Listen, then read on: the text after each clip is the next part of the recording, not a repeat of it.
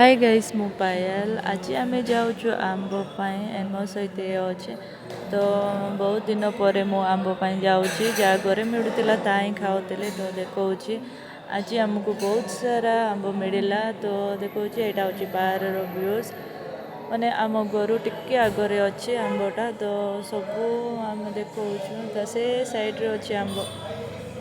आम गला आड़क गोटे काजू मिलला खुशीर कथा कहीं ए वर्षर किसी भी खाजु है तो गोटे देखिलु बोली मत टे शांति मिलला एंड जाऊँ पूरा दौड़ी दौड़ी एंड गच तले पहुँचला ना गई मत बहुत दुख लगिला कहीं आंब पूरा नष्ट हो जाए पवन जगू देखते एमती पूरा खास या तो टे बड़ हाँपाई दिखती कि ना या भी उड़े ने आउ देखा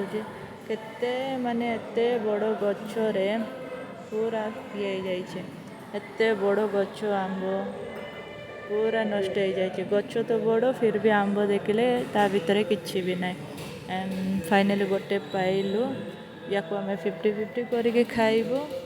तापर घरे जाइए कहीदेबू कि आमको मिललानी सत कथा तो मिललानी आमको यहाँ भी